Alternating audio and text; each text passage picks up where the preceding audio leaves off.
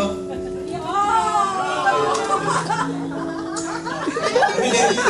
Yun nga, sabi nga ni Mami, na sa paglaki ni Cody yung salita at gawa ng Panginoon yung kanyang mamulatan.